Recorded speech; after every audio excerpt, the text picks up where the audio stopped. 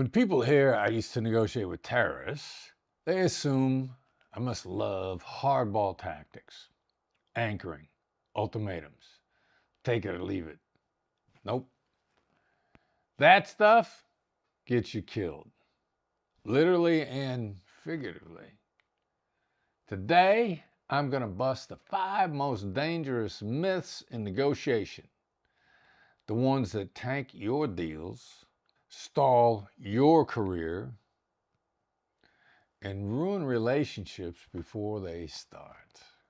Myth number 1, get them to say yes. Of course, the myth is that the goal is to get them to say yes as fast as possible. Wrong. Yes is a trap. People say yes to get rid of you. In fact, yes can be one of the biggest red flags in a negotiation. If they say yes too quickly, they may not have the authority. They may be placating you. They may be setting you up to fail with their team. The truth? No, is safer. It makes people feel protected, in control. Instead of, would you be open to discussing this further?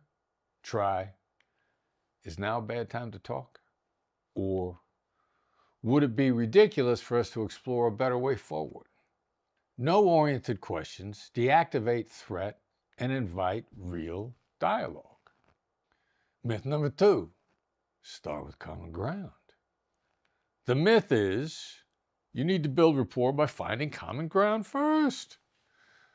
Sounds nice, but intense or complex negotiations, it's a waste.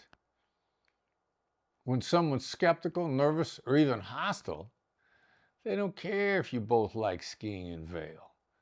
They don't care if you played Little League Baseball as a kid. The truth? Build trust by showing you understand their pain. That's tactical empathy. Lead with an accusations audit. You're probably thinking this is just another sales call. It might feel like I'm pushing an agenda here. This clears emotional landmines before you step on them. Myth number 3, state your value proposition or your elevator speech or whatever they're calling it these days. The myth is to lead with your value. Tell them why they need you. Classic mistake. You think you're helping, they think you're selling. In high-stakes negotiations, the more you talk, the more they distrust you. Why? Because the brain is wired to defend. When someone's pitching, we instinctively brace ourselves. So the truth, if you can handle the truth, let them discover the value. How? Use calibrated questions like, how does this line up with what you're trying to solve? Or, what's the biggest obstacle you're facing right now? Ask questions that begin with what or how, which make them articulate their need. Now they're selling you the problem to solve. Myth number 4, control the conversation. The myth is whoever controls the conversation wins. So you talk and talk and talk. Congratulations, you're now in what we call the agreement graveyard.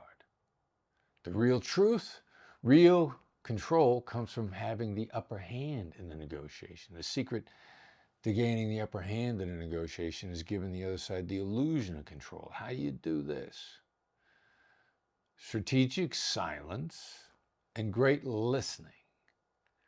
Let's say you're pitching a big deal. You ask, what are the biggest roadblocks to getting this across the finish line? Then you shut up. Get a PhD in shut up. Silence not just forces their thinking, but creates a space for them to think and to feel connected to you without feeling forced or pushed. And then they can't resist filling that silence.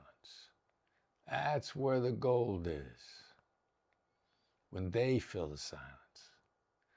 Studies show people make smarter decisions when they feel heard.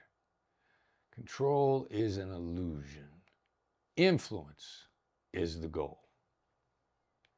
Myth number 5, fairness wins the day. The myth is, as long as it's fair, people will agree. Cue the tiny violins. Fair is the most weaponized word in negotiation. When someone says, I just want what's fair, what they really mean is, I want what benefits me, and I want you to feel bad if you disagree. The truth? Anchor people in vision and loss instead of, it's fair, try. What happens if we don't solve this? How will this affect your team if it stays like this? People act to avoid pain more than to gain pleasure. That's the science of it. Use it. To wrap up, here's the recap. Don't chase yes, chase truth. Use no to get there. Don't pitch value, discover problems. Don't lead with logic, lead with empathy. Don't control, influence. And finally, please don't play the fairness card. Ask better questions. These aren't tricks, they're tools for the truth. And when you use them, you stop negotiating like a needy amateur and start negotiating like a black swan.